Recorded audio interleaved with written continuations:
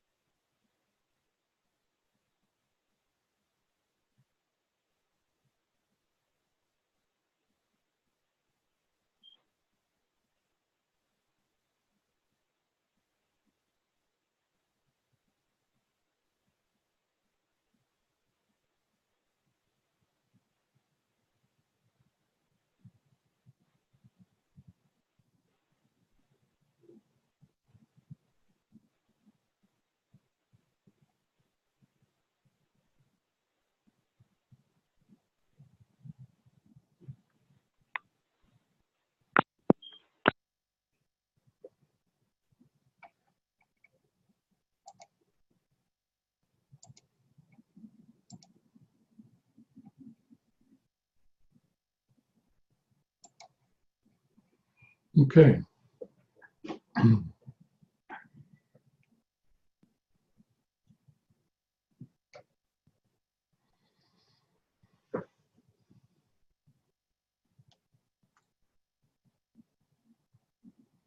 This class is essentially an exploration of two interrelated themes. One being the nature of the world situation, and the other, how we may relate to that, ways of participating in and understanding and being with the world situation. Today, I'd like to just focus on a kind of overview of the various facets of what I'd like to explore. And then as we go on to subsequent classes to go more deeply into certain particular themes. For me, there's three main dimensions to understanding what we're experiencing in the world today. And what I mean by experiencing is sort of several levels, but two, I guess, main ones being life as human beings on our planet, our culture, our day-to-day lives, our political situation, our economic situation, the ecology of the earth, all of these kinds of considerations and aspects of our life as human beings, and in a sense, the state of the world as a whole. And the other aspect that is particularly our focus is the spiritual realities behind that. What are the deeper dynamics of what's going on? And so in order to understand that, there's basically three different facets that I'll be exploring. One of them is to look at the world, look at our life as a human kingdom and as a planet in a larger context. The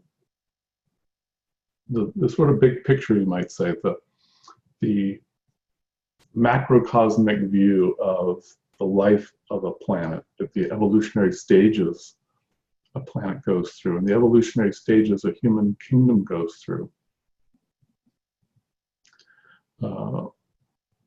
And in fact, the largest context for that is really a kind of essential sense of the cosmos as a whole. Is the cosmos evolving? Does the cosmos go through developmental stages, cycles? The second part of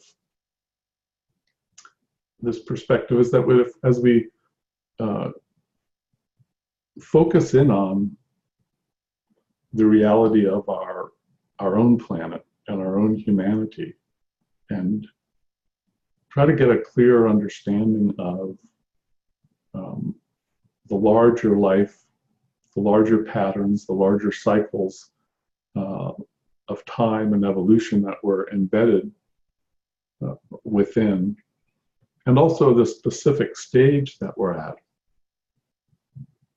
We can also take a look at what's the specific version of that this humanity and our planet are experiencing. What's our own unique karmic history?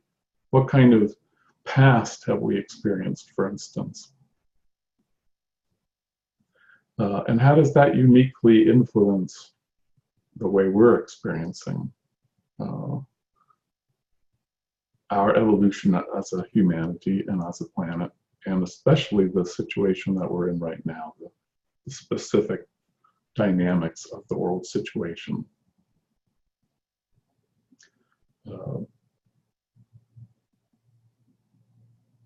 So in a sense, we could say it's the the three parts are like the big picture, the larger sort of natural cycles of evolution that our world and our humanity, and in fact the cosmos in general, goes through, and the unique, specific karmic elements of our own history that contribute to our way of experiencing that are, say, unique to our planet and our humanity. And the third is that how does that bring us to our current situation? Where are we at in that story? In a sense, we're cultivating a large sense of story and perspective in which to hold the current situation. So,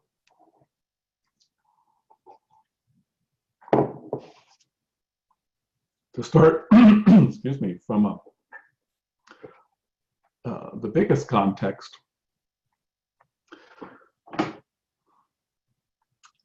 one of the ways to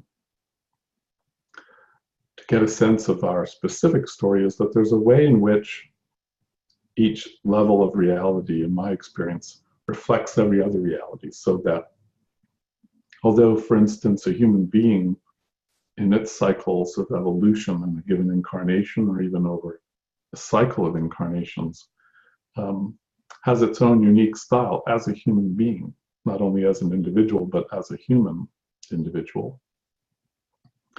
At the same time, there's something universal about that way of being, the underlying cycle of human existence. For instance, the very fact that we incarnate in a given incarnation, go through an ordered life cycle that has predictable patterns. Like, we're not born, for instance, just randomly as an adolescent, then jump ahead to old age, and then go back to being an infant. There's a standard cycle that each human being goes through. We each have a unique style in how we might go through those stages. But unless those stages are interrupted, they're going to follow a fairly ordered pattern. And people put their unique spin on that. But there's an underlying structure there. Similarly, there's an underlying structure to the evolution of the cosmos as a whole. Now, different philosophical and spiritual traditions have different cosmologies about what exactly that is. There's a lot of, in a sense, there's not necessarily universal agreement about what that larger vision is. So I'll be sharing just, briefly my own sense of that, just to create some context. But I'll acknowledge that this isn't I'm not just sharing like the Dharma, like the universal truth, everybody. This is my interpretation, my understanding. It's not, there are different schools of thought and traditions that hold similar views, but others that have other interpretations. The essence of my basic view of the cycles of time and evolution of the cosmos is that there's a way in which there is a kind of outpouring of life and being from a mysterious source, call it God, the Tao, Brahman.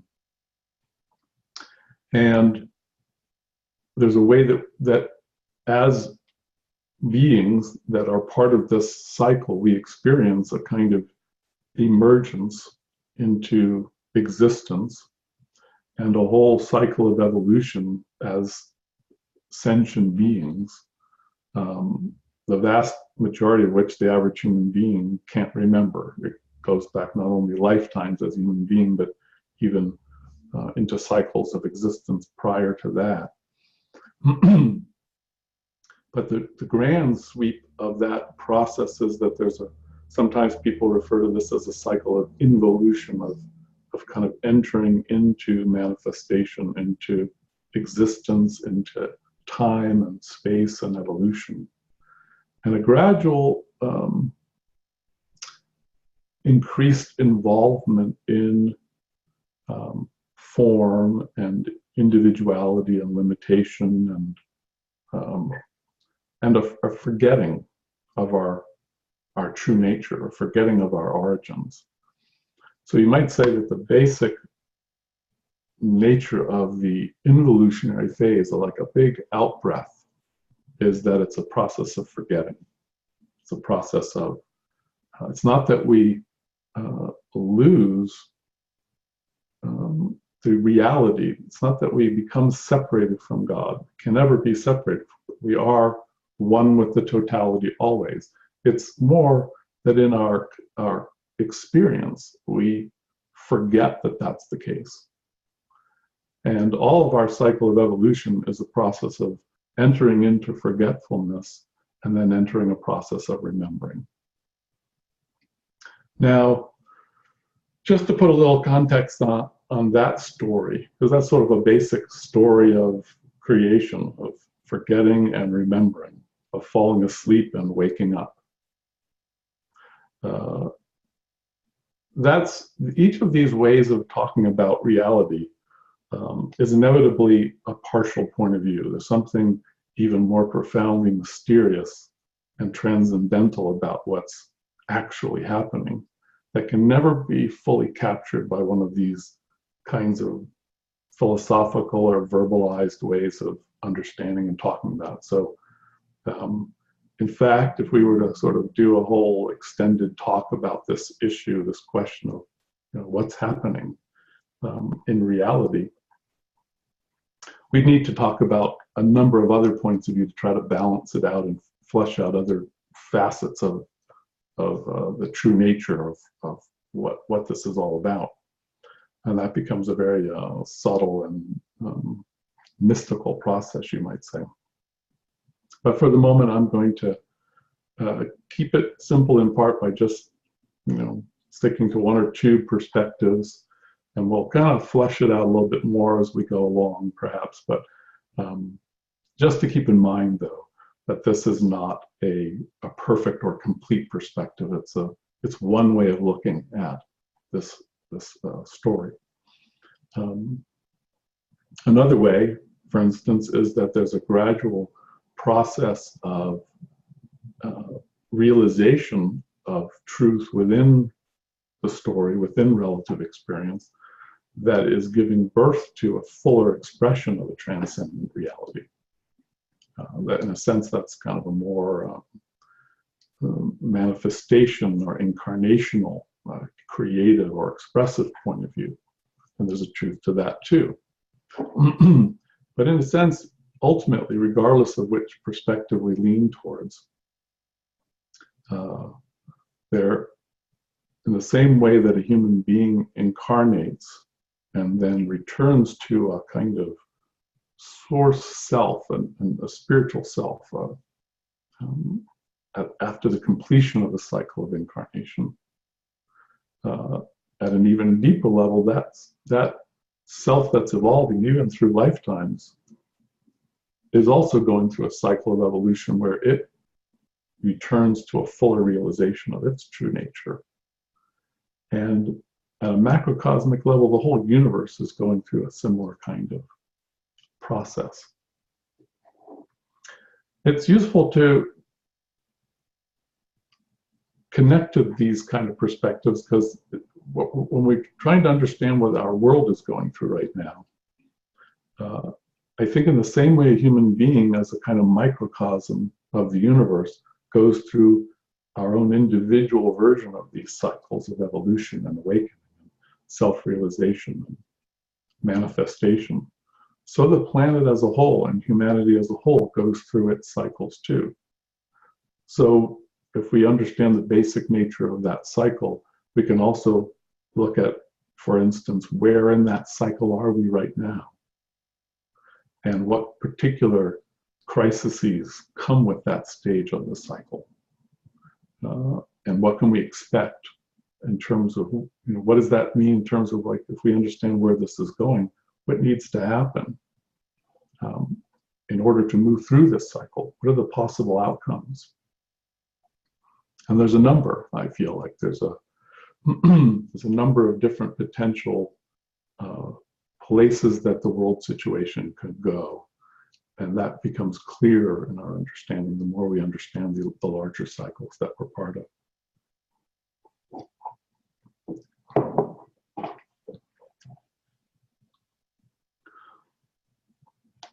To use Buddhist terminology, the two main aspects of this cycle could be talked about in the context of the simple distinction of nirvana and samsara. Samsara here would be just defined as a state of consciousness in which we simply aren't experiencing the true nature of reality. We're in a state of ignorance. And that doesn't separate us from reality, because we always are that. We always are the Tao. We always are Buddha nature. We always are God. It's really a state of mind, of misunderstanding the true nature of ourselves and the world. So samsara is a state of alienation, of confusion, and subsequent suffering and struggle, as well as, positive states, ups and downs, though they're sort of unreliable. We fluctuate between moments of happiness and moments of suffering, and ultimately there's an underlying feeling of instability and unsatisfactoriness to this process of samsaric existence, as it's called, both in Hinduism and Buddhism. Nirvana is a state of transcendence of that confusion and transcendence of the suffering that comes from that state. We realize our true nature. Common misunderstanding of nirvana is that it's like a location. It's a particular plane, for instance. Some people have systems of many traditions actually have some kind of system of like dimensions of reality, planes or worlds or heavens. And there might be, let's say, 5 or 7 or 9 of these worlds kind of like stacked up, and we like to make pictures of them. So on a piece of paper we'll make a bunch of lines and say, this is the material world, and this is the subtle world, and this is a heaven world or a soul world, and so on. And then nirvana is way up at the top or something like that. Problem with a model like that is, even though there's some truths, of course, very deep truths that are reflected in that way of thinking, put nirvana as one of these planes is separated from the physical world. Nirvana is not really a location. It's a state of consciousness. It's an understanding of reality, and it's not located anywhere. It's not located. You don't have to go out of this world to another world in order to realize that. In fact, the true and full understanding of nirvana or God consciousness or self-realization or enlightenment, whatever we want to call that, is something that's accessible here and now, and it's about our own nature and the nature of the world that we're experiencing. It's simply a deeper understanding of the truth of what all this actually is. So samsara, in a sense, by contrast, is a state of consciousness in which we're looking out at the world around us, at ourselves, our bodies, our thoughts, other human beings, the physical world, animals and plants. It's this whole reality of ordinary human, and essentially misunderstanding the true nature, the ultimate truth of what is actually the reality of all of this.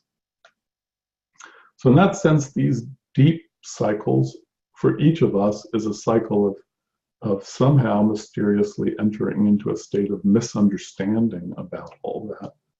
And then there's an in-breath, a phase of moving back towards remembering. And it's not, again, necessarily an experience of moving away from this world. This in-breath isn't like a drawing us up through planes where we leave the physical world and we, in meditation, or even, after we leave incarnation, climbing higher and higher until we reach God. Something that's ultimately realized here and now. It's possible to be realized in relationship to all dimensions of reality.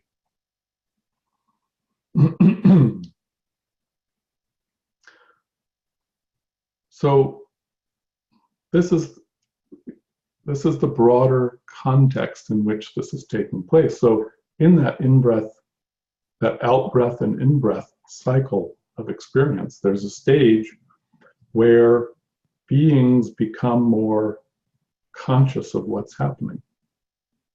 See, the interesting thing about this is that there's no ultimate reason, in my opinion, that like there's no mistake, some original sin, as they would say in some forms of Christianity, where somebody just randomly from free will just made the wrong choice and entered into sin and entered into the fall and forgot. To me, it's actually something more mysterious and natural than that. This is just the nature of reality. There's an out-breath and an in-breath. And both the emergence of samsara and the realization of nirvana, the entrance into confusion and the awakening to the true nature of things, is completely natural. It's just the way the universe is. It's not a big mistake, and it's not a big success. It's just the way it is. And so part of the nature of reality is that there are stages in each individual's existence in which they're naturally just awakening. Organically, it's just their nature to be waking up. They can't not be that way. They're in that stage of evolution where they're just coming back to an understanding of their true nature, to God, to nirvana. So in that phase of that cycle, where there's a natural awaking up process, there's a particular turning point where a person or being begins to realize that this is what's happening. There's a prior phase to this awakening where it's happening kind of instinctually. A being is kind of finding its way back to its true nature, so to speak. Not as a location, but as a way of being and understanding. And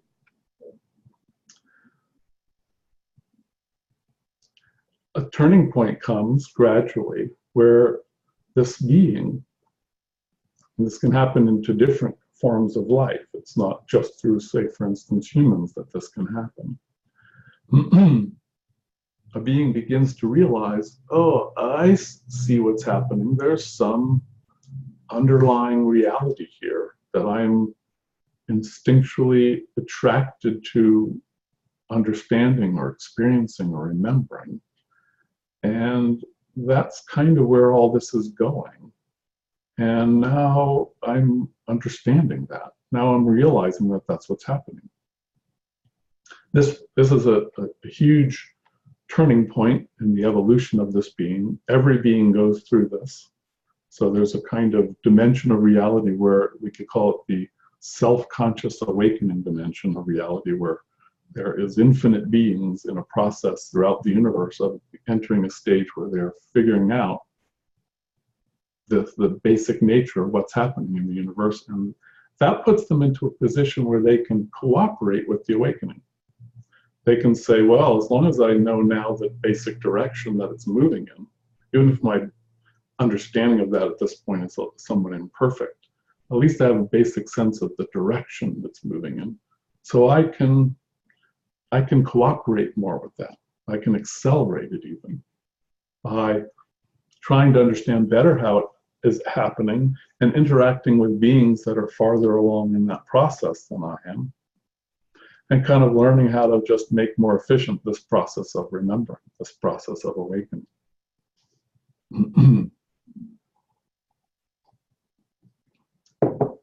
So this is a huge unfoldment in the universe when this happens, because at this point, beings have been in their samsaric experience, in their confusion, in their misunderstanding. They've been searching for an answer. They've been suffering. They've been feeling alienated. It does not only human beings, but other forms of life feel this too. And they start to look for a way to, what's going to satisfy my need to feel happier? What's going to deal with the suffering that I'm experiencing? And at this turning point stage is the stage when a spiritual awakening happens, where that being begins to realize its self-realization or remembering my true nature. It's enlightenment that's going to heal this suffering. And of course, there's many sub-stages to this. At first, it's going to be a little less than very clear exactly how all this works. But a general sense of the right direction is beginning to emerge. So a new dimension to the whole process of awakening begins now. Because once you get clarity that spiritual awakening is what you want, you can begin to look around for those who have already achieved more of that and ask them for help. So this creates two new dimensions to the whole reality across within the whole story of samsara. There's two new dimensions that are emerging. Of course, these are eternal truths. I'm not saying they suddenly arise at some point. We'll come back to that issue in a moment. What begins to become clear to that individual is there are beings that have solved this issue of their suffering. They have realized God. They've attained nirvana. And I can find some way to connect to these beings, learn from them, receive empowerment and support from them, and thereby enhance and accelerate my own evolution. In the same way, a person wants to become a carpenter or a scientist or learn to play an instrument, it's usually the case that you look for somebody that knows more about that is more masterful at that than you are, and then you learn from them.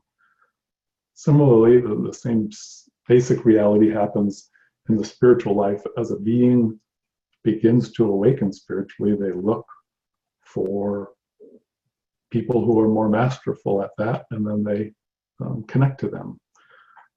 The essence of that source of connection, who can help, is something we could call the Christ consciousness or enlightened presence within reality. In other words, there's a basic dimension of reality where beings, that's made up of those beings that have remembered.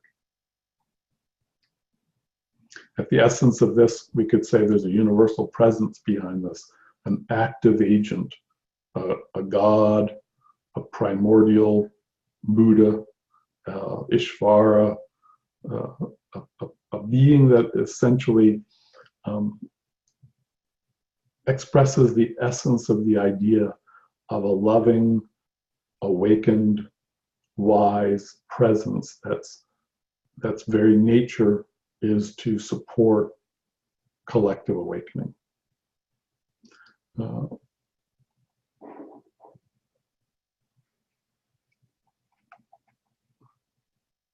That's a good question. I'll come back to that in just a moment.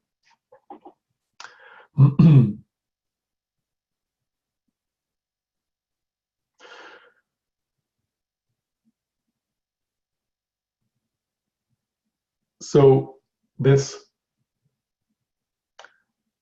spirit of enlightenment, both as a universal principle, the reality of enlightenment and its personification as beings who are enlightened, is always a part of reality, and it's always available.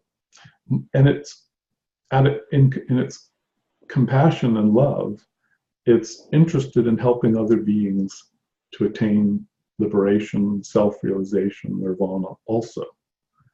And so in a sense, you could say that there's part of what could be called the plan.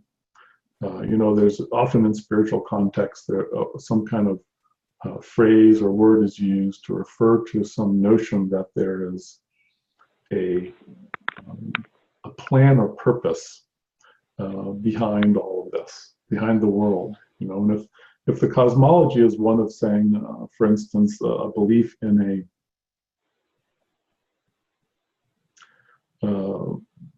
a deity that has created the universe purposefully, then that's one notion of the source of that plan, and also perhaps some, gives a certain spin to an understanding of the nature of that plan. The version of the plan that I'm suggesting in this cosmology, it's a little more, Taoist, Hindu, Buddhist in nature. It's based more on the notion of that the plan, in a sense, has two aspects. One is just the natural reality of what's happening, and that's not so much a plan, it's just how things are. The nature of involution, evolution of the out-breath and in-breath of the universe that goes on. So that's sort of a larger, most universal aspect of the plan, and it's really more just the way it is. Like this term, the Tao, or the Dharma in Hinduism, these words kind of refer to a more organic sort of mysticism of reality, of just saying like the Tao means the way, just the way of the universe. The Dharma, one of the meanings of the word Dharma is it's just the nature of reality, just how things are. So what I've been sharing so far is mostly just the Tao. It's just how things are. But also, let's say if you have figured out a little bit about how you have come to feel, well, let's use a more concrete example, a more human example. Let's say if you've developed an ability to repair cars. So now the plan for your business is people bring cars to you, and then you repair them. You get paid and they go on their way. And then, so in a sense, you're serving in two ways. One is people have this problem, they come to you, you help them solve that problem. And also you can train other people how to do the same thing themselves or with you. So that's your plan. Your little plan of how you're serving, how you're participating in the world is, this is what you do. Enlightened beings in the universe, out of compassion, also generate a sense of a plan, you might say, which is that they would like to help other beings awaken. They've awakened themselves. They've come to a deeper state of peace, of happiness, of wisdom, and compassion themselves. And it's natural, having attained that, to want to share that with other beings.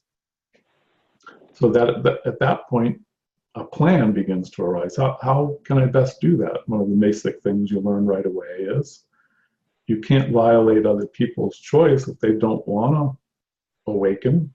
You have to just give them the space to be themselves and figure things out.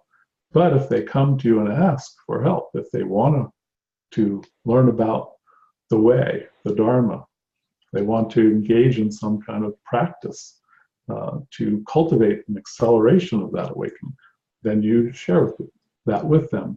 So in this sense, in a very simple, basic way, you're starting to develop a sort of plan.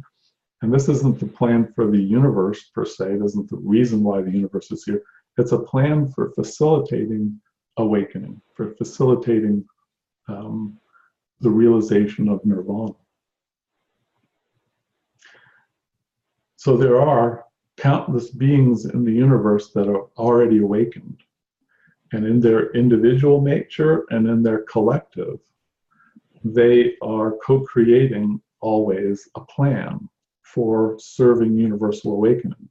And that plan can be applied to everything as simple as their own personalities, as say, for instance, if they're human beings, or it can be applied to helping another human being, or it can be applied to something larger, like creating a lineage, a spiritual tradition.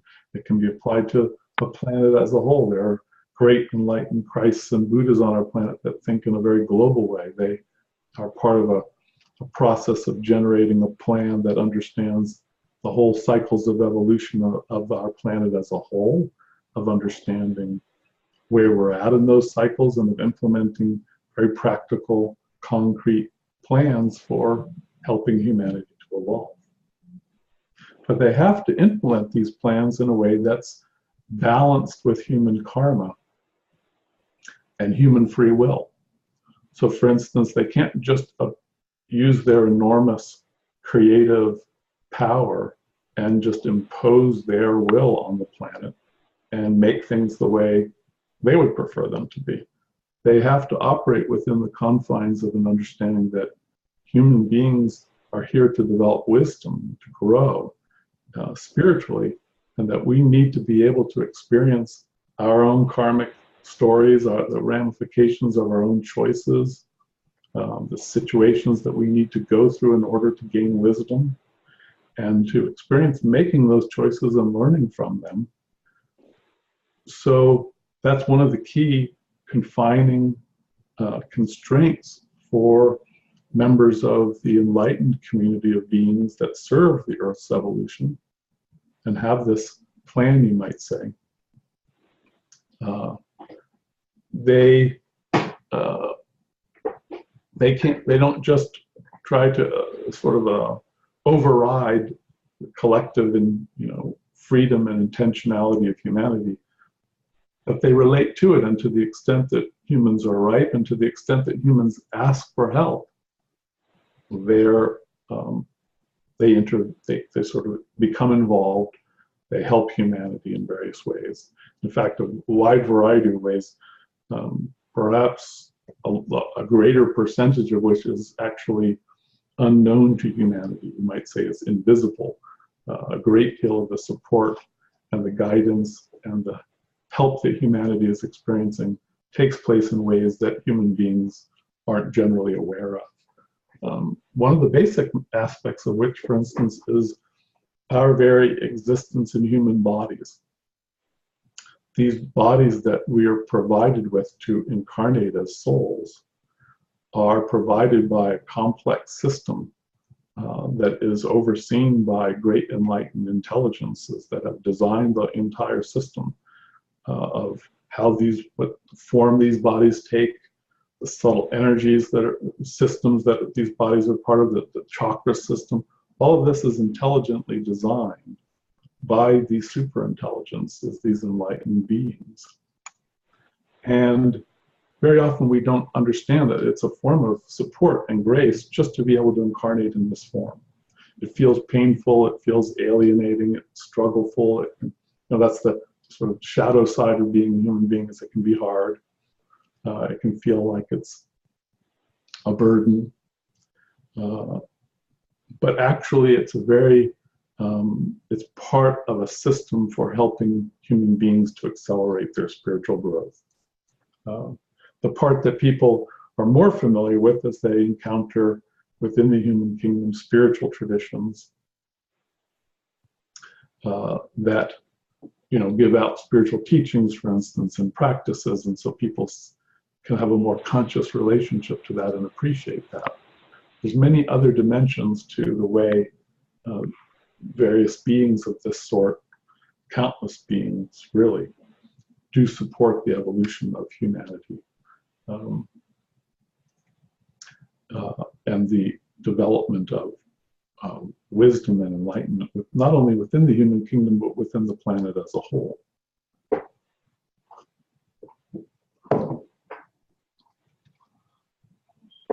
So I see a couple of questions coming in. I'm going to leave a few minutes. We're going to take a break in a little while. I'll leave a few minutes to take some questions then, so I'll just wait for another maybe 5 minutes before I respond to those questions.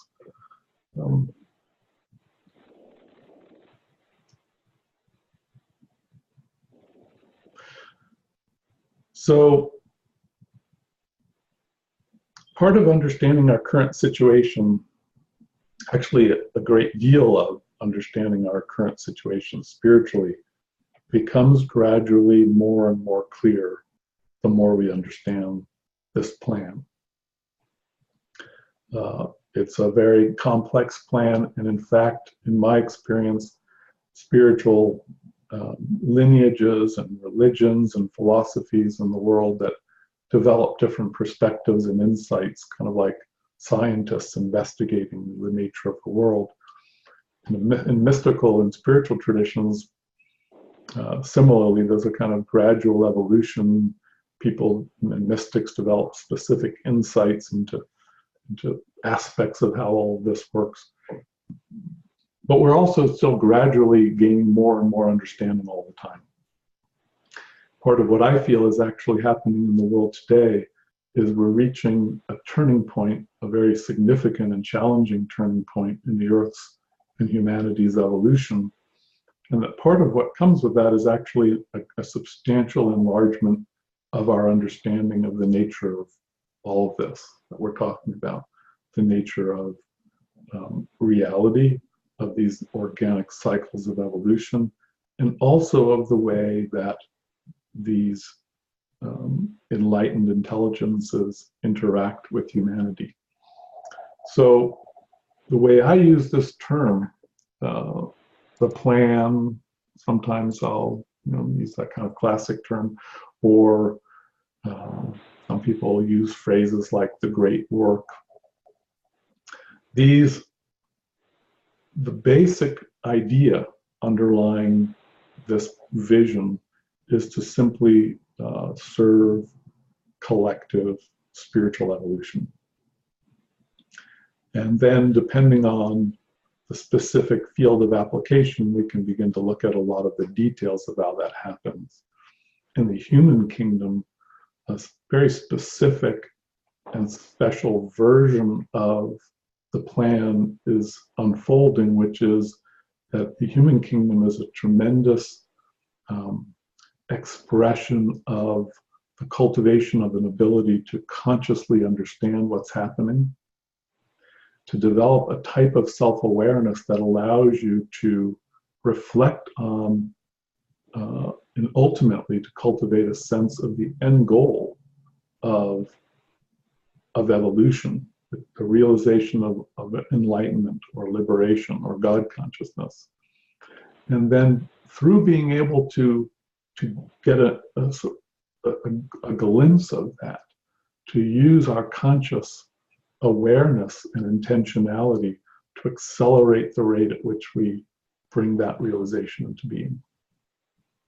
This is something that's particularly evident in the human kingdom. We'll look at that a little bit more closely because it's actually the arising of that kind of consciousness and the various kind of characteristics and challenges that go with it is actually central to understanding why the world is in the situation it's in right now. So it's very powerful to clarify the nature of that and to try to get a deeper intuitive sense of the truth of that, what that's all about. It's also key to the experience of what people call initiation or empowerment or transmission. That's a key element of this whole dynamic. These principles are just profoundly significant at the heart of the human experience. So we'll take a stronger look at that as well.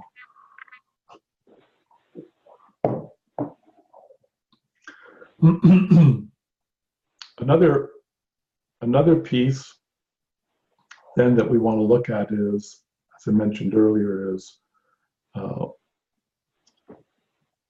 in this whole story of evolution, let's say on a human scale, if we look at humanity as a whole, the same way an individual goes through cycles of evolution, humanity as a whole goes through cycles of evolution.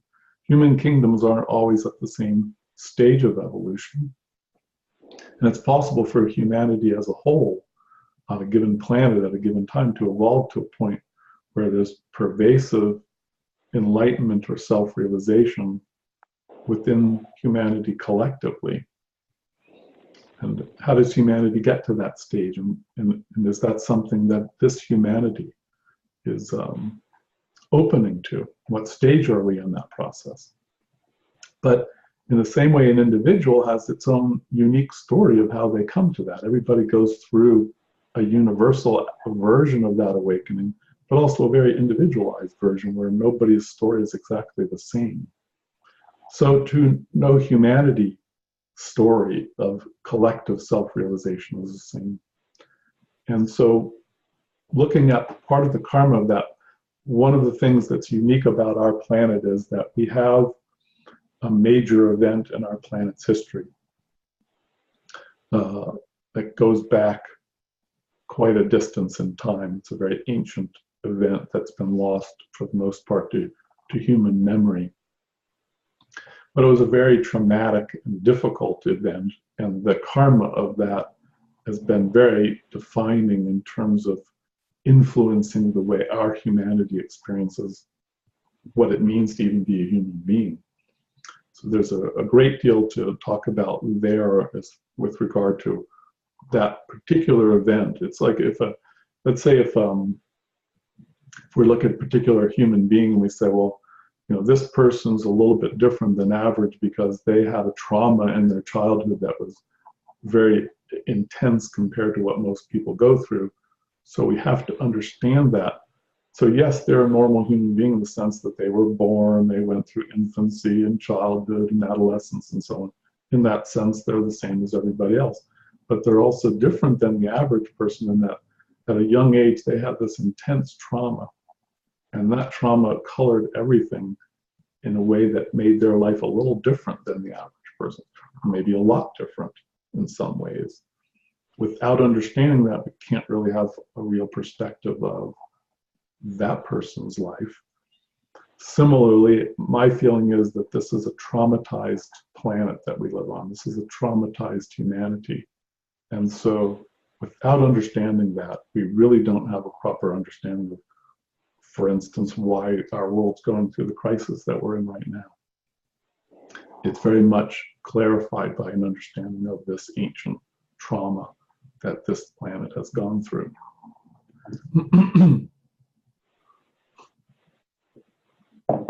So those are kind of the three dimensions. I've hinted at elements, gone a little bit more in depth into the first one, kind of the larger sense of things. We'll keep deepening and clarifying some ideas about that. Then this quick glimpse of this thing I just mentioned about the particular past, the old trauma, the planetary trauma that our planet has experienced, and then how that relates to our current situation. Where are we at in the cycles, and how does this particular karmic history that we have influence the way that we're going through a particular stage that we're in right now as a humanity as a whole and as a planet as a whole. So I will, I'm going to shift gears now. We'll take a break soon. But I'm going to take questions for a few minutes. First, I'll begin with some questions that came in via the chat during the first phase of the talk. How large part of humanity is moving towards forgetting samsara at this moment? That's a good question. Overall, the human kingdom is actually a kingdom that's part of the in-breath cycle. In other words, the general thrust of the human kingdom is that's an awakening dimension reality. So in other words, because we go through these little cycles where we incarnate and then in a sense, a child in some ways is not fully enlightened yet, and then it grows up and it becomes wiser and develops character and becomes more mature. In a sense, there's little ways in which we mirror like kind of forgetting and then waking up again. It's a little more complicated than that with a human being in a given incarnation, and similarly, it seems like there's a way in which when we incarnate as human beings, from the very beginning of our incarnations, there's a period of ignorance. But actually, for the spiritual being that we are in essence, that's evolving through the human kingdom, even the first incarnation is a step forward spiritually for the soul, the incarnating intelligence that is a human spirit. And so that part may outwardly as a human being look like it's not very awake yet. In fact, the early stages of most human incarnations, and for many lives, the outer self doesn't understand what's happening.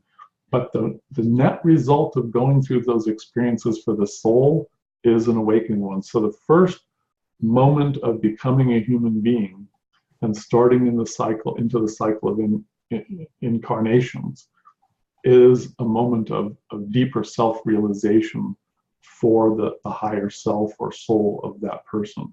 And all of the whole human kingdom for the soul is a process of gaining not only spiritual enlightenment, but a self-conscious version where it understands what's happening and is saying, okay, I see what the human kingdom is it's an opportunity for me to gain self-realization, and I consciously choose to become a human being. I understand the basic idea, what the sort of curriculum of this class is, the human kingdom, and I'm entering consciously into that. And then as it incarnates for the first time, the very first life, it projects an array of its consciousness into a body that mingles with that body and creates its first human personality. That personality is not going to remember the choice to become a human being or what it's all about. It's not ready to do that yet. But the experience at the end of that incarnation and during it, that life experience is being absorbed into the higher self and transformed into more wisdom and enhances the higher self. And in every life, the higher self is gaining more and more self-realization. So at that level, the actual spirit, the soul of the human being and the human kingdom as a whole is an enlightened being that's gaining more enlightenment and more enlightenment throughout the whole cycle of incarnations. It's not going down, it's ascending, or it's awakening at that point. So even the animal kingdom is in that stage too. The animal kingdom is on the ascending arc also. It's waking up. The vegetable kingdom, same thing. These are awakening kingdoms. The difference between the animal kingdom and the human kingdom in general, though, it's a little complicated, is that human souls are self-conscious about realizing that that's what's happening. In a sense, the awakening spirit in the animal kingdom is instinctual. It's moving towards self-realization, but it hasn't figured out that that's what's happening yet. The human soul knows that that's what's happening and is cooperating with the process. That's the basic difference there. Doesn't mean that there aren't animals, though, that are other kinds of intelligences too. There's a certain complexity to all of this where you can't just overgeneralize. Generally speaking, most animals are instinctually awakening. Humans are self-consciously awakening. And then there's some added ingredients and complexities with different kinds of beings dipping into different kingdoms to have different experiences or to serve there.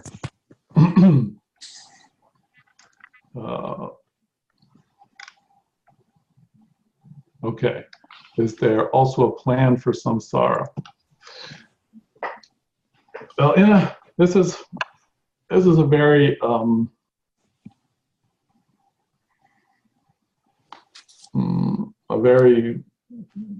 subtle issue, the subtle question spiritually, because it kind of gets into the question of the nature of samsara as a whole. Like, what is this? Where did it come from? Is there a plan behind it? And so on. To really explore this adequately takes some more time. If there's interest at some point, I may offer a webinar on the theme of, in a sense, essential mysticism, like what some people would call non-dualism, or the nature of nirvana, the nature of samsara, the nature of God, or emptiness, or the Tao, and what is its relationship to relative ordinary life and existence. These are very subtle and important issues, and to really kind of open our intuition to a sort of more vivid and profound sense of these things, it can be useful to go into that in depth instead of like little tidbits, a minute here and 5 minutes there. Probably just spending a more extensive amount of time immersing ourselves in that can be very useful. And it would be in that context that I'd be able to sort of properly address that question of what's the relationship between samsara and the question like the plan. So that's the the suggestion of there's a longer version of a response to that that's really the better way to address it. The short version is that the plan is really a way of understanding the story of our experience as beings in time and evolution. And that's a very profound and real dimension of experience. Sometimes in Buddhism it's called conventional reality. So from the point of view of conventional reality, there's stories, there's evolution, there's time, there's awakening, there's involution and evolution, forgetting and remembering. And from a transcendent point of view, it's sometimes called the absolute perspective, which is the sort of ultimate truth. That level of reality or point of view about reality is much more mysterious and vast, and it's so profound that it transcends these kinds of notions like evolution or time or a beginning and an end or a goal or a plan. It's not saying that these things don't have their place in at a certain level of reality. It's not a negation. We're not just casually casting off these things and saying, oh, that's nonsense, none of that's real.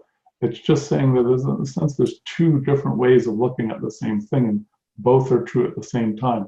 At one level, it's very real and important, and it's part of our nature to experience reality that way. And from another point of view, that's also true. Reality is actually more transcendent than that, more mysterious than that.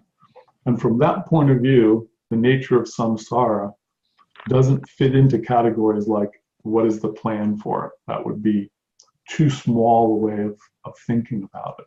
The true nature of samsara is transcendental. It can't be comprehended with the intellect. It could never be expressed in a philosophy or a cosmology.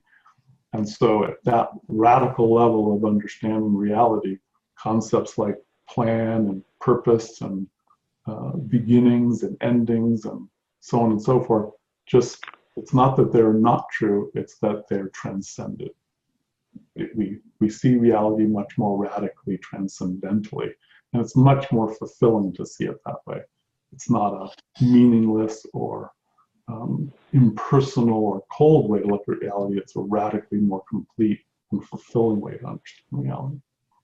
So that's the short version. For those who are interested, looks like there is some interest. So we will keep that in mind for a future course. We can go much more into depth with that. So what was that old trauma? Okay, so that's one of the things we'll look at in the course. Probably not today, but just in short, are you talking about Atlantic? No, something even more ancient and more okay. more traumatic, actually. Yeah. Okay. And sorry, the next one that was apparently just added on to the first one. It should be a completely different question about why do the Americans select Donald Trump? Is it karma, or are they really behind in their awakening? Or is that's a very big question, actually. Okay. Permit me to lay a little more groundwork first that will make it easier to understand. If we look at the plan, basically what I would like to do is spend some time looking at, what is the plan? So if the human kingdom is a place that's been cultivated by enlightened beings to foster awakening, how does that work? What are the stages that beings go through, both individually and collectively?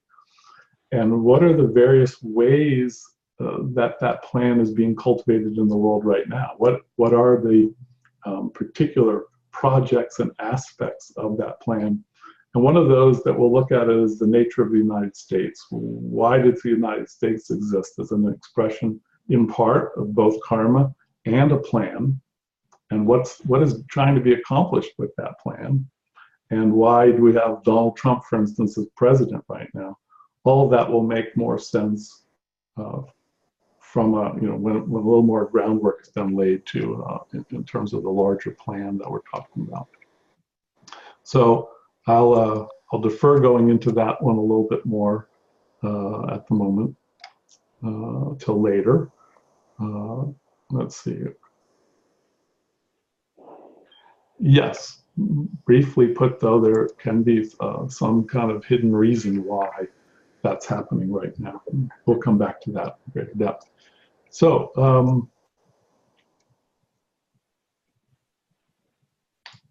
why don't we take a break now? We'll take a 10-minute break, and then we'll do a meditation.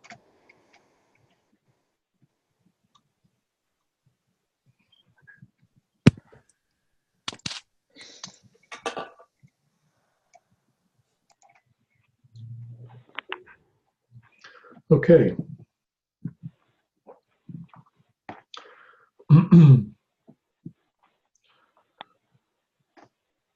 Before we have a meditation, I'm going to talk for a few more minutes.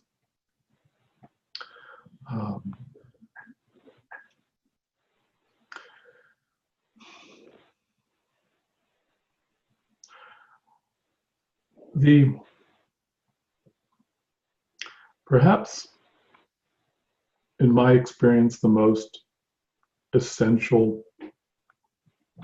element or most essential way to understand the current situation from a spiritual point of view is to can be seen by comparing the world situation to a human being's evolution, and not so much a human being's evolution during a particular lifetime, but rather the soul's evolution through the entire cycle of human incarnations. So, in a nutshell, one of the most important transition moments for a soul is that, as I said earlier, upon the point of entry into the human kingdom, which to my mind is not a random moment. There are some philosophies that view human beings or spirits as sort of moving about in the universe in a way where they move through different forms of life depending on the flow of their karma, and if their karma takes a certain twist, then they incarnate into specific forms of life. But if it takes a different direction, then they have other incarnate into other forms of existence. It's sort of a more broader definition of reincarnation, you might say, or transmigration. There's a way in which I feel that there's a truth in that too, but more specifically, my feeling is that that the human experience is generally one in which the majority of beings that are human, let's say at this time on our planet, are consistently human from life to life. They don't generally focus much on taking other forms of life in between human incarnations. It's essentially like saying, like, you go to a university, you take up a course of study, a major, and then you embark on a curriculum, and unless you drop out or you change your major, you just stay with that curriculum until the completion of your degree. Similarly, in the human kingdom, we sort of sign on for a project that requires repeated incarnations, and we stick with that generally most of the time until that degree is accomplished. And that degree is self-realization. The idea behind the human kingdom is to generate beings that have achieved God consciousness. That's the function of the human kingdom. Was designed to generate masters, self-realized beings, and that you generally don't graduate from the human kingdom until you've fulfilled that realization. And it's pretty much inevitable that you will once having. You could take a long and complicated version of that journey. You can even take long breaks where for thousands of years you have no human incarnations and you're involved in other kinds of things. Eventually, though, you come back and you complete that curriculum. That's what happens in my experience the vast majority of the time, the way people experience the human kingdom.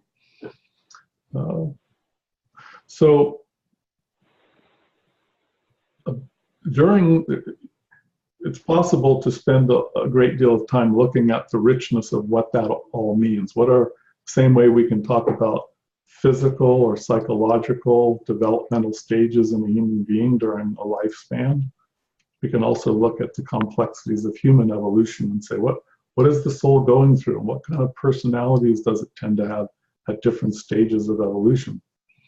But not taking the time to go into that now, a main turning point that I want to focus on is that there's a moment when the conscious awareness of the soul that's reincarnating, that of what the purpose of the human kingdom is, and its underlying desire for self-realization, for liberation, for Christ consciousness, that deep soulful knowingness that is part of even the entry into the human kingdom as a soul is not something that, as we can see around us, tends to filter down into the average human personality for a long period of its journey.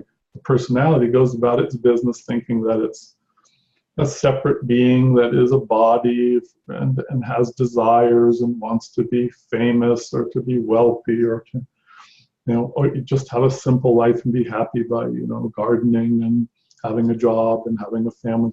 And all of these things, some of them are kind of fine, generally can even be wholesome. In the end, though, they're not the ultimate aim of human experience. The ultimate aim is self-realization. And so, but those experiences can be part of a kind of fire of motivation that gives experiences that helps to mature that being's experience over lifetimes and results ultimately in self-realization. But a certain key turning point happens in the soul's evolution through many lives as a human being, where the incarnate personality starts to realize what's happening too. It starts to reflect the basic knowing of the soul in its understanding that the whole purpose of the human kingdom is self-realization. And as that wisdom, that understanding that's filtering down now through many lives, it's more and more filtering into the personality, the incarnate self. It eventually leads to a turning point that in certain traditions, in modern times, we have tended to call the first initiation. In Buddhism, it's called stream entry. There's various other terms in other traditions. It's essentially, though, a moment of reorientation, of deep, challenging, gradual reorientation where a shift happens in the incarnate personality, where it reorients to understanding that spirituality is the whole purpose of existence. Awakening spiritually is why I'm here, what I want, and I might not be fully committed to that yet. I can't possibly be at that stage. I'm going to be partially, still going to be a momentum of lifetimes of karmic experience and tendency that'll be still worldly. And so I'm not, if I had completely overcome that, I'd be a master. I'm not completely overcoming that yet, but this other part has emerged enough that it's quite prevalent in my awareness. And so I'm now kind of a dual being. I have a worldly part that's still powerful, but I have another part that's growing in me that's saying this isn't really ultimately the deepest fulfillment. there's something spiritual, that's what I really want. And when that transition has reached a certain critical turning point, a moment of awakening, of rebirth, of this, we hear phrases like born again, or in Hinduism, twice born, meaning that there's a new spirit that's emerged in you. You've been awakened as a spiritually oriented being. So this phrase in Buddhism, entering the stream, means now you realize that nirvana is the goal, and you've entered the stream to nirvana, and there's no turning back now. It might take you 3 lives, it might take you 20 lives, but you can't stop it now. You're in the final stage where even your incarnate self more or less knows what's happening and is cooperating with that process. Well, in the same way that this happens for an individual human being, and everybody goes through this inevitably. It's just a natural phase of evolution. So too, humanity as a whole can reach this turning point collectively. So we can speak in terms of collective or even planetary-wide initiation or awakening. And so perhaps most central as a way of describing my sense of the nature of the times that we live in is that it's my experience that we're entering a certain substage of a process of collective awakening, of the first planetary initiation. This is something that our planet has never experienced before. It's a new stage in planetary evolution.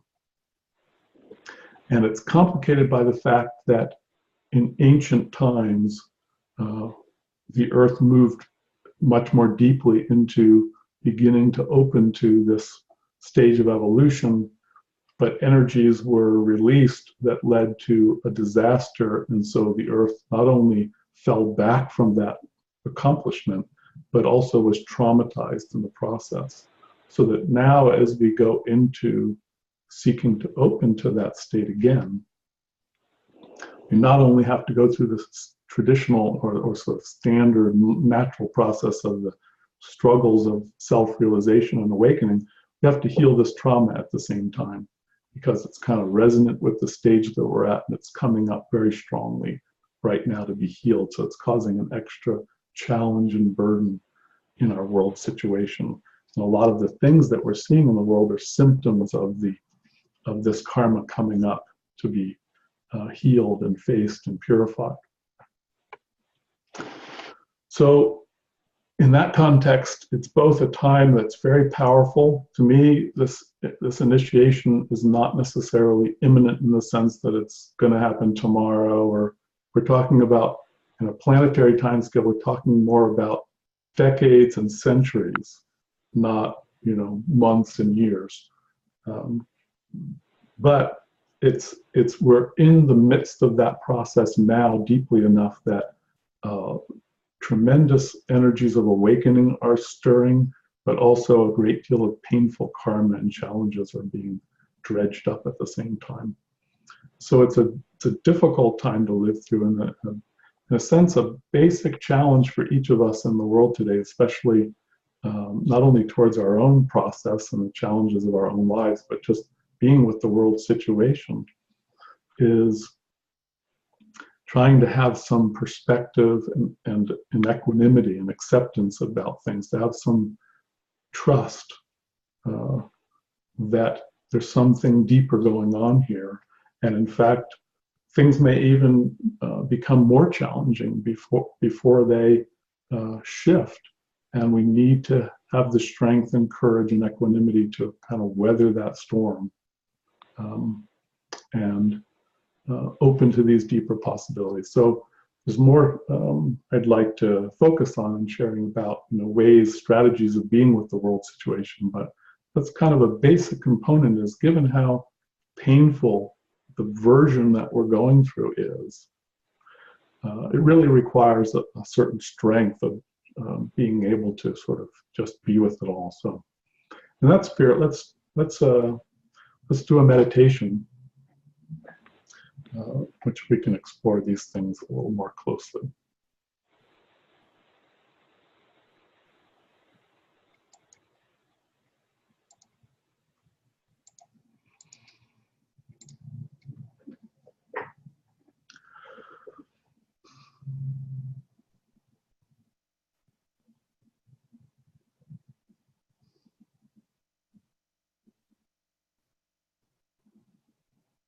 Let's begin by settling in, relaxing, and becoming more present.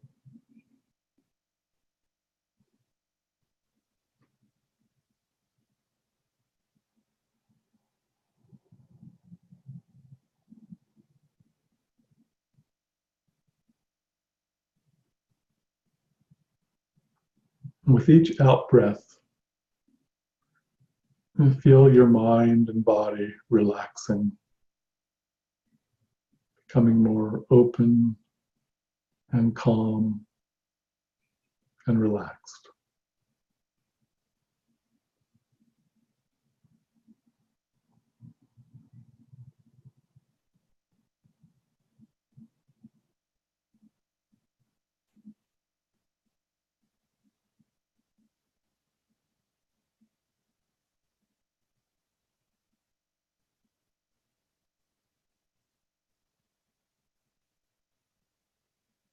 Feeling tensions, letting go.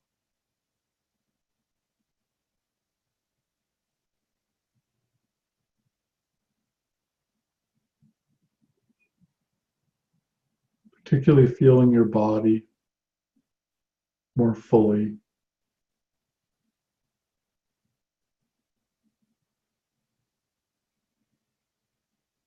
Feel your awareness extending throughout your whole body. Feeling every part of your body.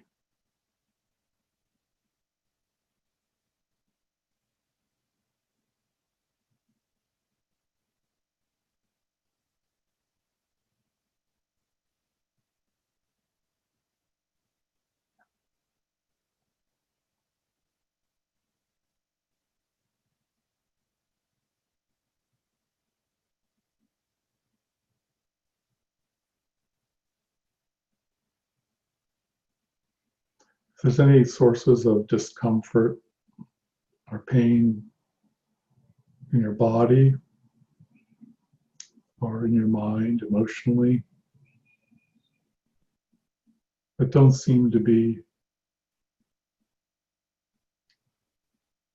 falling away at this point, just be with them and accept their presence.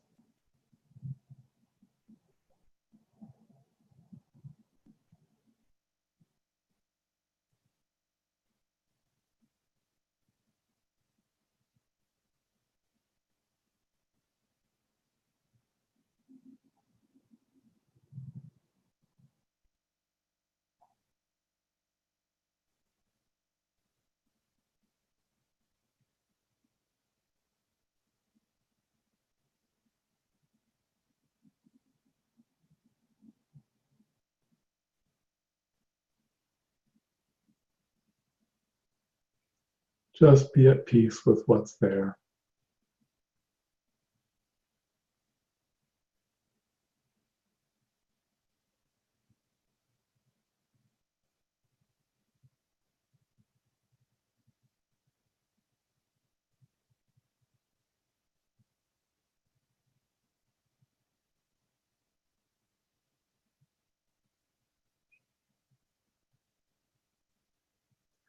Sense your life as a whole.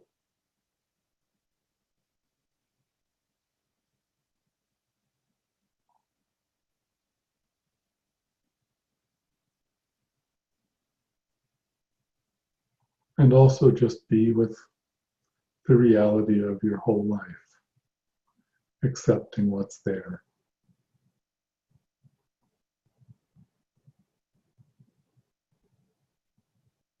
The positive aspects of your life. and the challenges that go on, the smaller challenges and sufferings that arise, that come and go, and the more enduring issues that might be part of your life.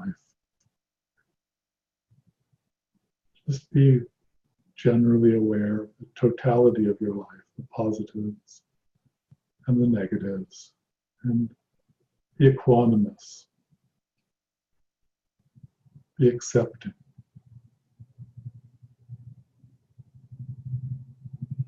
Just letting it all be there.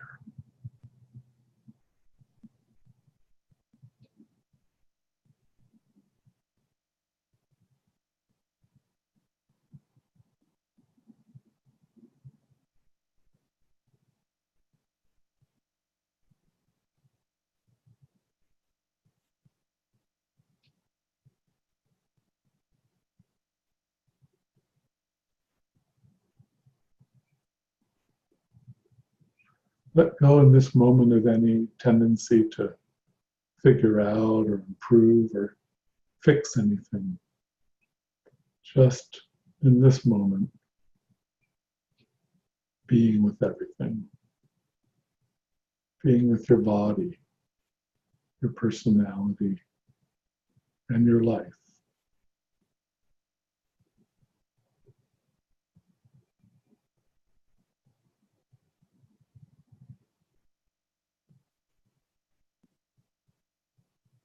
Being present.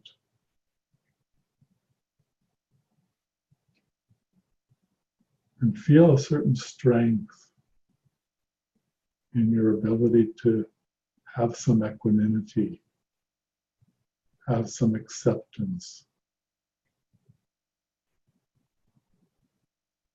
towards the challenges, the pain of your personal life as a human being.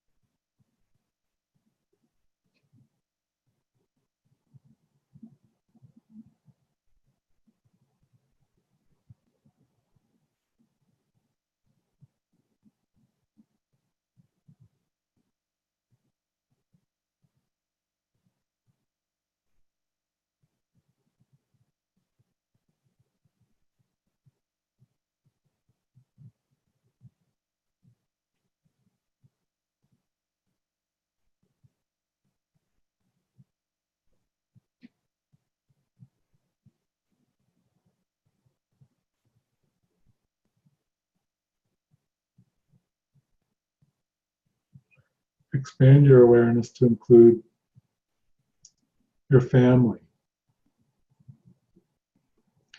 and other people that you know personally. You don't necessarily have to focus on the details. You can just feel the essence of your relationships, those you're closer to. And also accept and be present with those people's lives.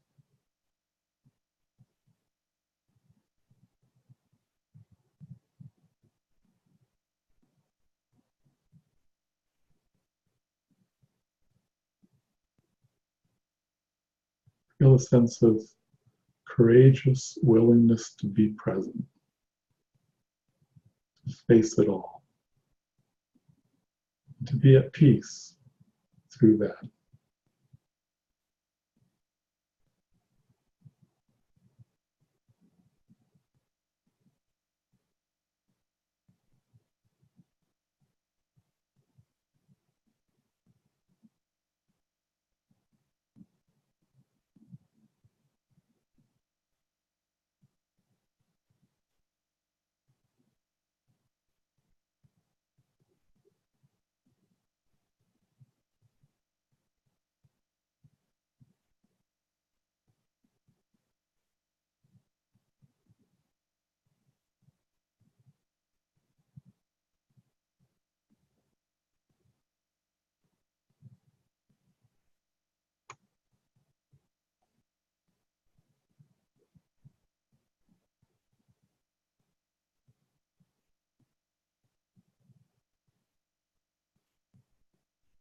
letting your awareness expand more fully now. Feel the world around us, the human kingdom,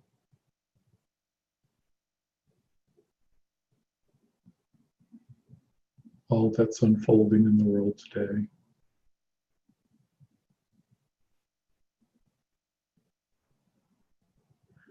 And indeed, the state of our planet as a whole.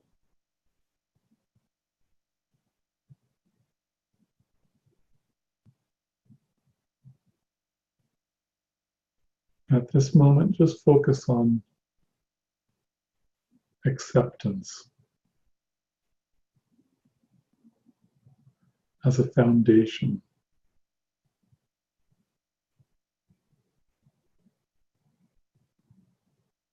Being equanimous.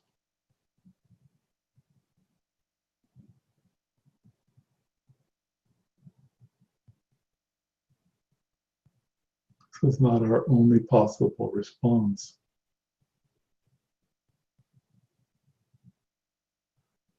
But it's an important foundation. Deepening our ability to be at peace.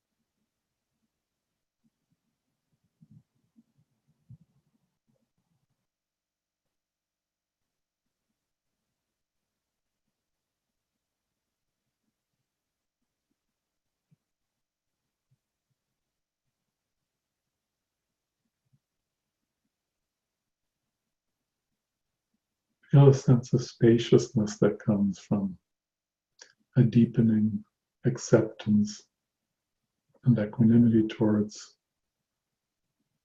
both our personal lives and the world around us.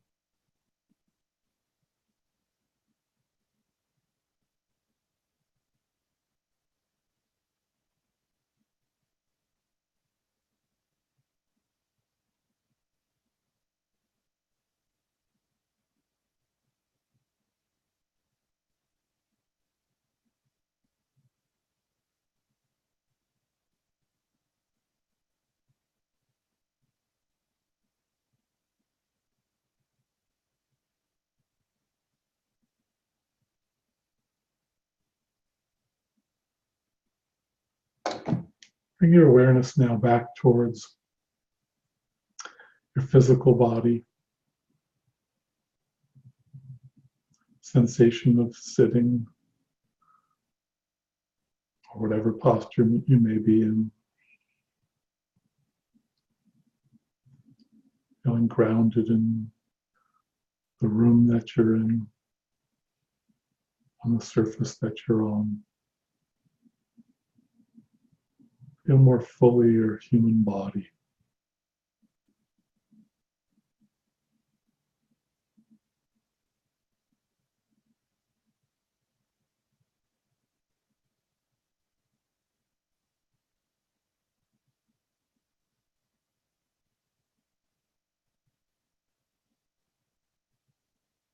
And when you're ready, open your eyes.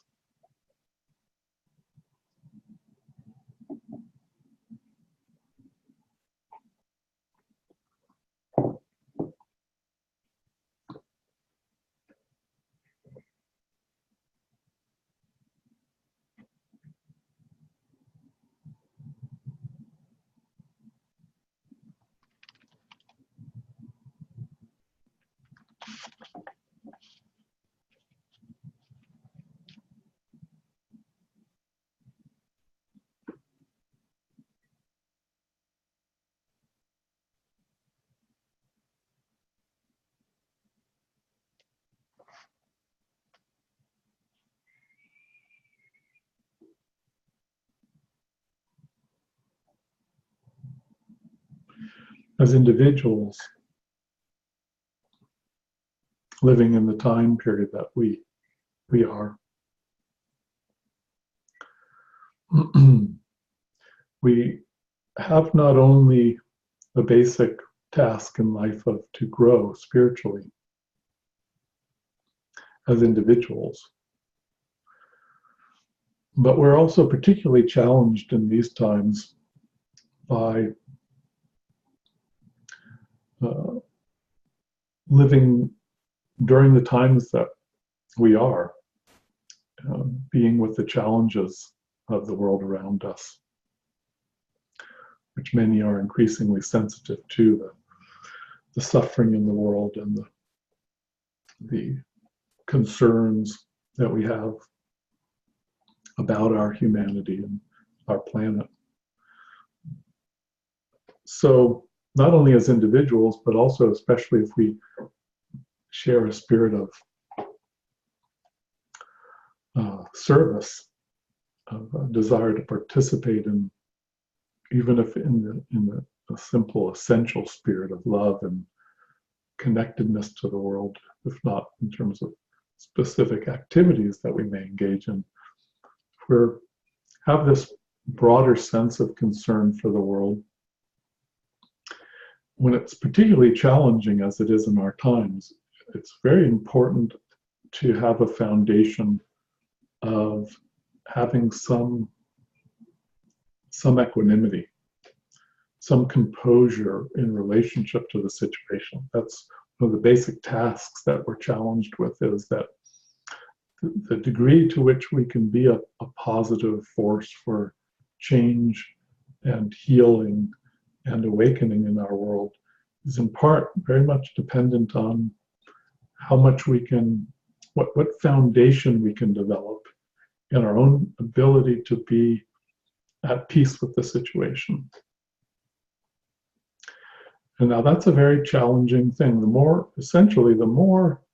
pain we're experiencing, the more fear, the more discomfort, physical, emotional, psychological, even existential fear, pain, suffering, discomfort, the more challenging it is to have equanimity towards it. So in a sense, the basic challenge of the times that we live in now is that it's harder for many to feel a sense of being at peace with the world as it is. There's a stronger sense of crisis, of danger, of and a greater awareness of suffering for many people.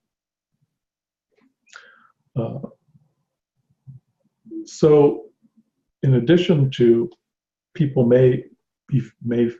many people feel some kind of calling to certain kind of work. In general, I think that the foundational work, again, for each of us as human beings, is to cultivate our own spiritual development.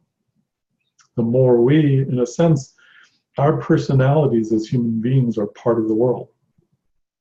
It's kind of like your own house that you live in. We are part of the world, but we each have a house. So if we'd like if we want the world to be a more beautiful place, we might want to start with making our own yard and house a more beautiful place.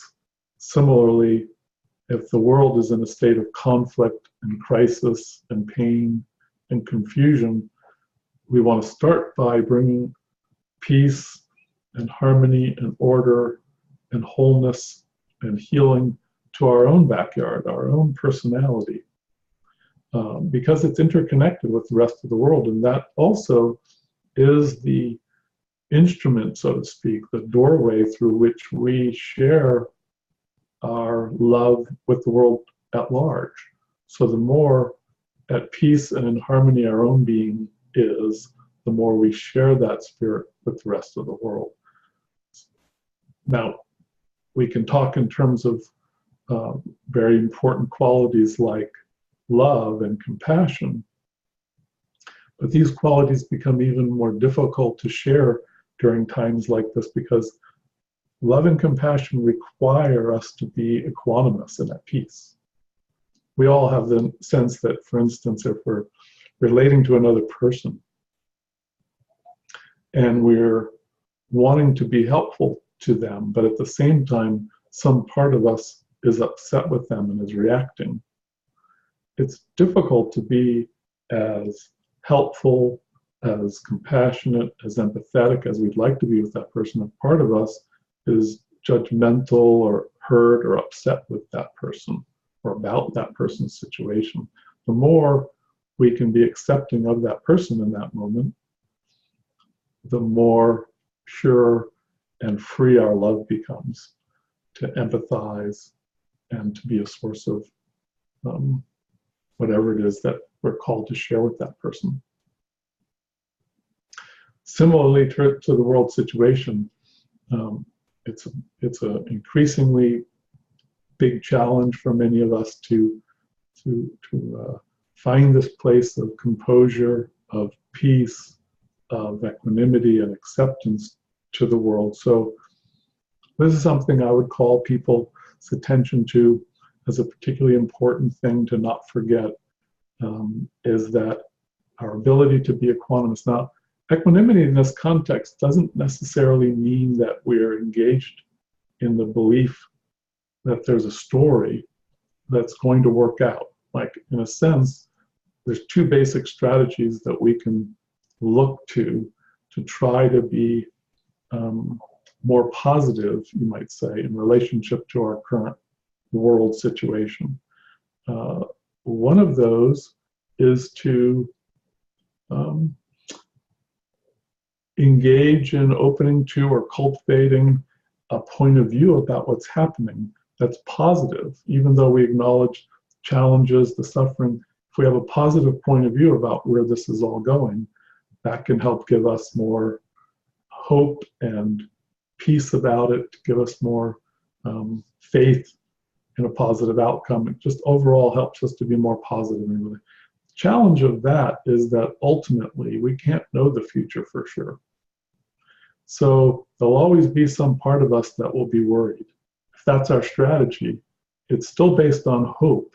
It's still based on hopefully this can happen, maybe this can happen. And if that's our primary strategy, there'll still be a part of us that will be stressed, afraid, and not at peace with the situation. A deeper kind of spiritual equanimity has to be based on a willingness to face the situation and to face any possible outcome and seek to have a broader spiritual perspective about it and be able to hold it in a large, spacious, equanimous context and say, well, of course I would want a positive outcome here, but I don't want to base my state of presence on attachment to that that's how it's going to work out. I have to base my state of presence on a deep equanimity and acceptance of any possible outcome. Otherwise, I'm off balance. Otherwise, some part of me is still in tension with the possibility of what could be. I'll still be somehow, to some extent, in a state of fear. And so, although, for instance, in this course, I will share with you some of my inspirations and experiences and understandings of where I feel that this is likely going, our world situation. We'll consider even a few different options, some of the main possibilities. And I'll sort of make my case for a positive point of view, you might say. At the same time, I want to say we don't want to engage in that activity from the point of view of using that as a something we're attached to give us peace of mind. Yes, as human beings, there's going to be some inevitable amount of that, like, oh, you know, if we can find a positive way to relate to the world situation in terms of a hopeful story, then that's not only inevitable that that'll have some emotional value to us, but also it helps us to participate in a plan to work towards supporting that outcome. But in a very paradoxical kind of way, the depth of our ability to do that is actually even more profoundly based in how much equanimity can we bring to that, how much profound sense of peace and openness to any possible scenario, because then we're opening to a deep, profound sense of balance and an embrace of all possibilities. And in that, we can bring this a radical spiritual peace and compassion and openness that actually is our deepest contribution and gives us personally the deepest peace of mind as well. And it is that very peace that is our contribution. The depth of our ability to realize nirvana ourselves is what we offer to the world. That nirvana doesn't come from an attachment to a particular outcome in the world situation. It comes from the depth to which we can enter a state of saying, I'm whole now in this moment, regardless of what the story is. I'm in a state where I see the divinity of everything that's unfolding. I see the Buddha nature in everything that's arising. That's my nirvana, not this story is going to turn out a particular way. That's why Jesus could look at consciously the idea that he was soon to be crucified, and he still had equanimity and composure and was at peace with that plan, because the story of his life and the meaning of it wasn't about a positive outcome for what was going to happen to his body, whether it would be crucified or not. It was a deeper spiritual meaning of what that was all about, and his surrender to that with profound equanimity. We don't ultimately know for sure what the outcome is going to be in our world situation, but we need to face it with that same kind of equanimity, where whatever the story is, we will be present to it as best we can with a deep sense of acceptance, and bringing into it, because of that, as much love and peace and contentment and harmony and a healing energy that will help to make the best of the situation, however it turns out. So for me, the most important strategy is what we just explored to some extent in the meditation that we just did. And of course, bringing that into our day-to-day lives as well. And that is laying a foundation in our relationship to the world situation in a deep and radical release, a profound equanimity towards any possible outcome. One of the things, incidentally, that I've found in my own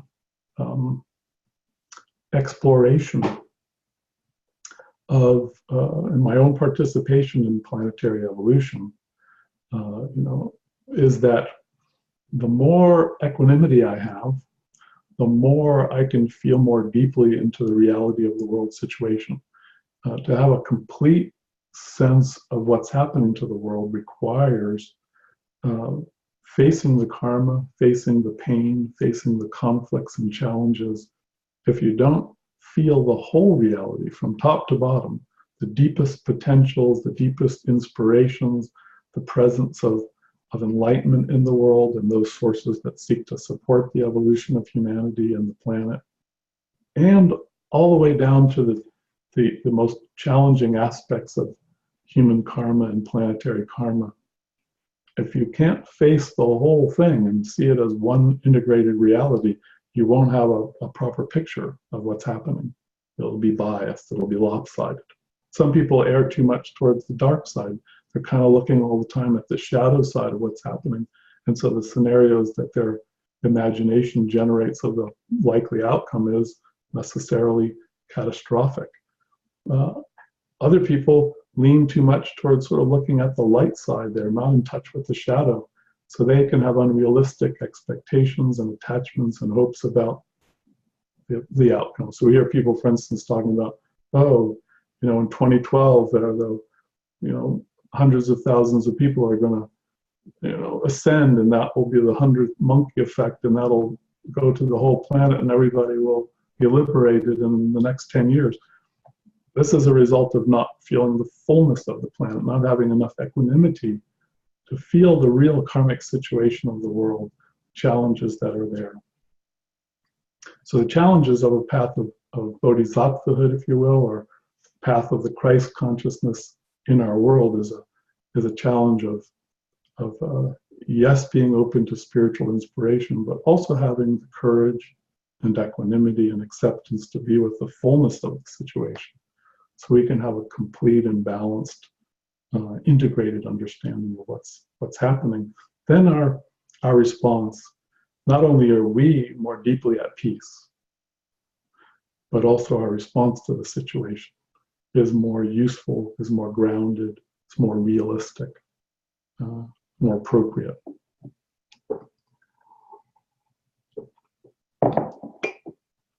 So in one sense, my own exploration of what we could call the plan, for instance, what I'll be sharing with you, for instance, in this webinar,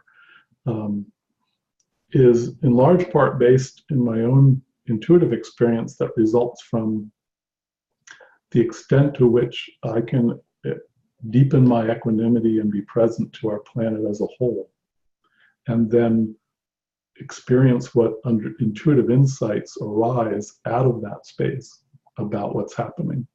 That's in a sense, in a nutshell, that's my process. I don't kind of do a heady thing where I try to tune into beings in higher worlds and say, what's happening?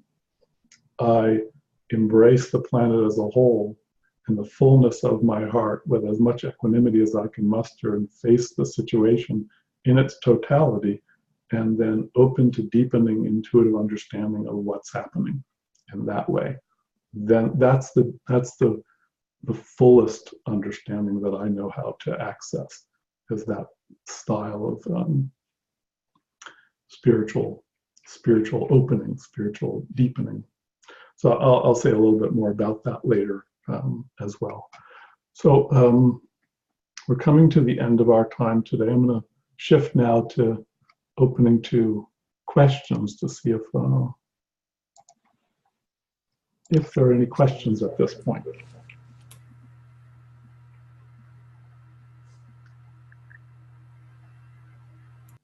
Do I see a hand? Yes. Can you hear me? Yes, I can. So I'm relating to what you're saying in that one of the things that I've been coming to awareness with myself is that in order to act on something, you can't act on it if you can't actually even look at it, if you can't even experience it, if you can't face it. And I think that so much of what's going on now, it's just so painful you can't even look at it. The oil spill in the Gulf, when that happened, I tried to practice around that. It was so exquisitely painful. And that taught me something, that it was, it's so hard to think of ways to fix things, to help things, if you can't even take it in fully, like what's really happening. And it occurs to me, I've been a psych nurse for a number of years, that it wasn't until we were able collectively as humanity to actually recognize the fact that people were abusing their children, that we were able to start helping that problem. It was too painful for us to even look at up until just a few years ago. There's still places where people don't talk about things because you can't talk about it. It's an unspoken truth there, like the elephants in the room and so forth and so on. And so to me, the challenge is in developing this equanimity that you speak of is first to be able to cope with our pain in the presence of something. that is disturbing or challenging in our world. And so being able to just sit with pain, it seems to me that's the gateway, the path towards equanimity. And I wanted your feedback on that. Absolutely. Yeah. There really isn't, in a sense, any ultimate direct way to cultivate equanimity, but it's like a muscle that we develop, and it comes from practicing it. And so we practice equanimity by, there's equanimity towards, various things, but a really basic fundamental challenge for human beings and for all beings, I think, that aren't liberated is having equanimity towards suffering. Our basic nature is to not be equanimous towards suffering. We don't like suffering. We want to get away from suffering. We want to fix the suffering. But from a spiritual point of view, nirvana is not the result of running away from suffering. It's facing suffering so that we so thoroughly accept it and understand it that we stop creating it from our state of consciousness. Suffering results from the point of view, the experience, the way we relate to life.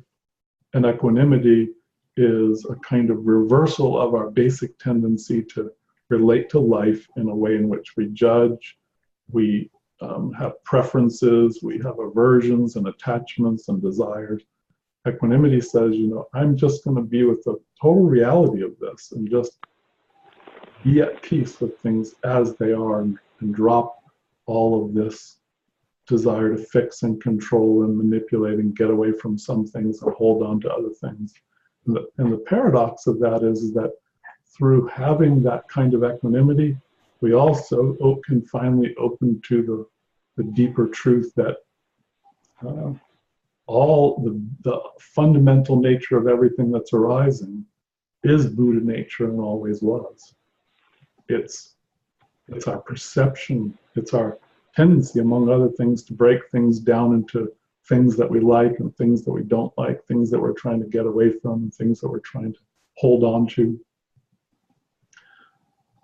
So there's this great paradox in the idea that the depth of our ability to integrate our spiritual experience of the beauty and divinity and God nature of everything that is us and around us is in part revealed through the depth of our equanimity. It's through this doorway. There's many sort of doorways, but some of the most important include equanimity, because it's this capacity to just be with things radically as they are, and it opens a new understanding of those very things that we're being with. So this is a very difficult thing, though. It might, it's a lot easier to say and talk about this than it is to practice it, but we learn it gradually. And so one of the things that we have to be also accepting about is the fact that we're simply not as equanimous as we could be, and that it's going to be something that we're going to learn gradually. And so we kind of have to pick our battles sometimes and say, well, this is something I can't really face right now. It's too painful, it's too big. So I'm going to work in these areas, and if possible, I'm going to put these other areas on hold, because in a sense, even great planetary bodhisattvas that have already achieved liberation, when they come back into a human body, subsequent levels of initiation aren't really for the purpose of achieving deeper nirvana for that being, because as a spiritual being beyond mind and body, they already have this nirvanic realization. But what you can continue to cultivate is in incarnation, the human body and mind is capable of enormous continued unfoldment in its ability to reflect this state of self-realization. And that results from even more and more equanimity and love and wisdom being cultivated in that human form. And so, for instance, right now on the earth, planetary bodhisattvas in themselves are going through a level of initiation because their capacity to be with planetary suffering and in a human body to manifest profound equanimity in that human form, or whatever form of life they're working through. Not all bodhisattvas are human beings in a dense or subtle body.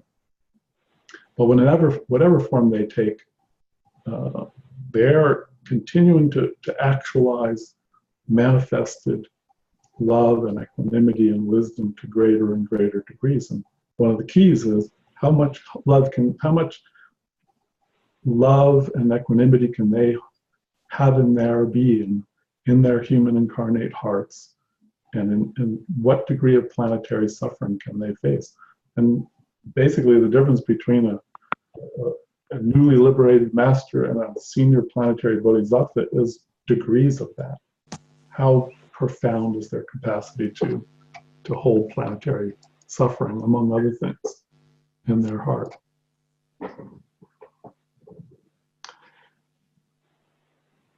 So a follow-up question?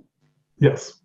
I think that it's because of our tendency to avoid suffering and to choose to,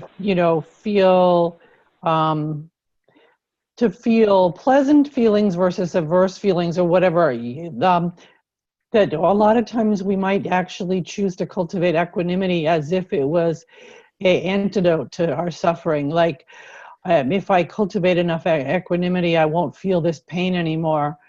But I think that it's not about that as so much as being able to be with the pain and not see it as pain the same way. I think there's something about that non-dual awareness that you've spoken about cultivating some of that towards suffering, to not go into a dualistic kind of approach towards equanimity as if it was an antidote towards suffering. Mm-hmm. Equanimity is, in a sense, it can be useful to make an analogy like saying that it's like a muscle and we develop it almost as if it's like a vibration in and of itself, that we just apply equanimity like a force, or a quality. And there's an aspect in which, a way in which that's true, but it's also really important to understand that equanimity is an expression of and a product of our wisdom, our understanding of reality. Mm-hmm. And a key component of deeper equanimity, kind of as we refine our equanimity, we become wiser and deeper in our relationship to ourselves and life, is that we have to kind of extricate ourselves, so to speak. We have to refine our equanimity to the point where it's not about fixing the suffering. It's not about getting away from it. Like, we can say to ourselves, well, I'll cultivate some equanimity towards the suffering so that I don't have to experience the suffering anymore. Well, that's not actual equanimity towards the suffering. There's still an agenda to get rid of it there. Yes. True equanimity towards the suffering is just absolutely being at peace with, there it is. And that's fundamentally the doorway, a key part of the doorway to true bodhisattvahood, to use the Buddhist term, or Christ consciousness. Is like the Christ spirit doesn't say, I'm going to spend a little time with this suffering and carry the cross so that I can then not have to do this anymore and get to heaven and be where it's all wonderful. It's an eternal commitment to being with samsara, being with suffering, and saying, even if I'm in a state of nirvana where I'm at peace with it, it's not so that I can turn my back on collective suffering, because I'm one with the whole. That would just be falling back into dualism again. I have to have that type of equanimity that's at peace in relationship to suffering eternally. It never feels the need to say, I won't be present to universal suffering and be part of the liberation of all beings. So that's the deepest ideal of bodhisattva. That's what the true spirit of it means, is it's a form of compassion that's so deeply blended with equanimity that it's an eternal openness to feeling the suffering in samsara. But because when equanimity is perfected in that way, it results in a capacity to turn the experience of suffering into compassion. So we're not personally suffering because we're in relationship to suffering. We pass through this doorway into a state of liberated bodhisattvahood in which we're at peace with the fact that suffering exists in samsara. So our personal suffering has ended, and yet we're compassionately with universal suffering at the same time.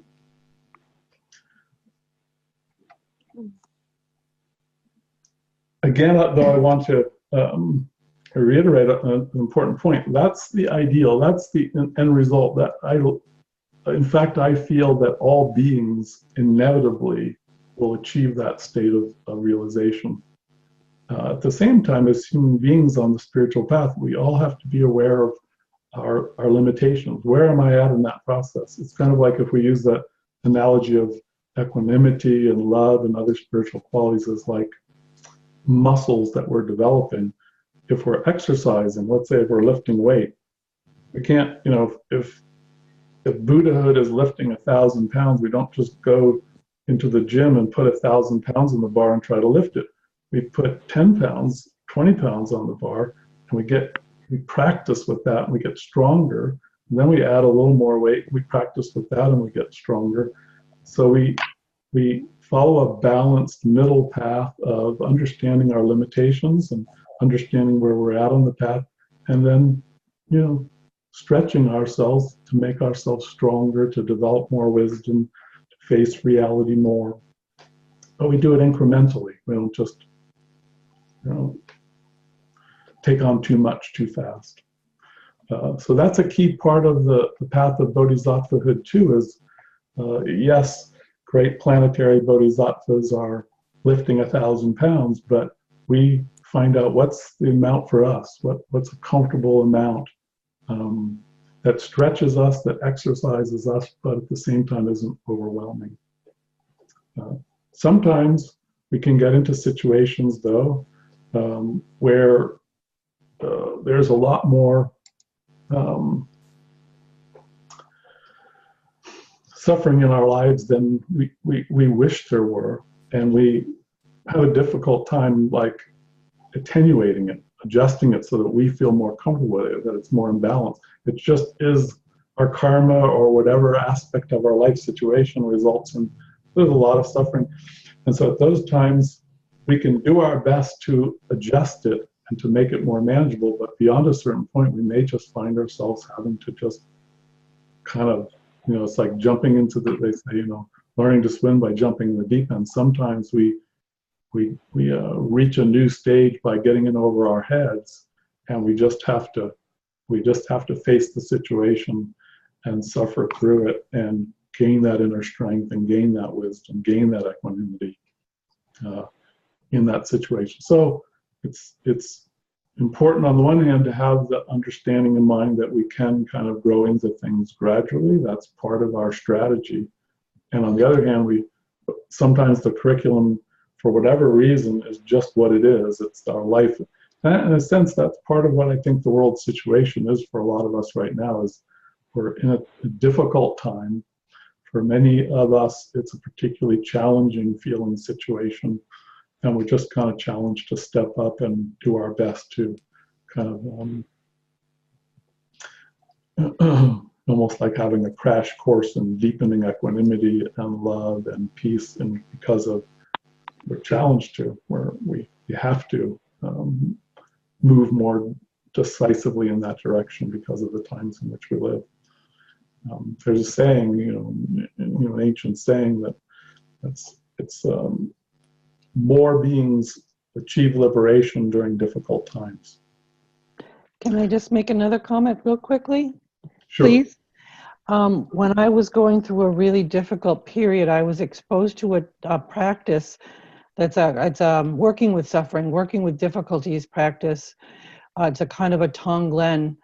And So the idea with this is you feel your pain, but you feel it as this is what everyone feels. This is what so many others are feeling. And by feeling it, you gain a connection with the feeling sense of all beings, because all beings are suffering. And then the sense of suffering becomes itself an avenue of wisdom, which connects you to all beings. And then kind of releases into emptiness, because it's the boundlessness of all beings. And then that was a remarkable practice for me, because it used suffering as the gateway to liberation of suffering. Our gateway, suffering is that which connects all of us.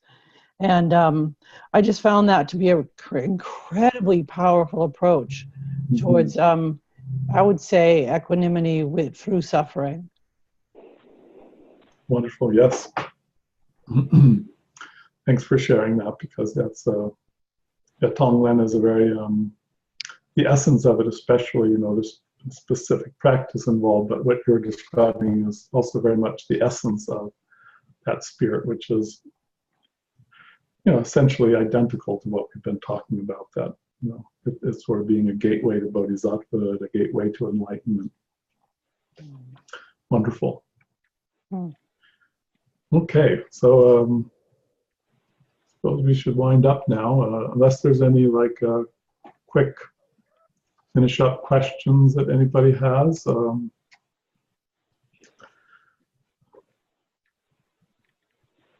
Okay. Well, that's a lot for today. Thank you all for coming, and I look forward to seeing you all next week.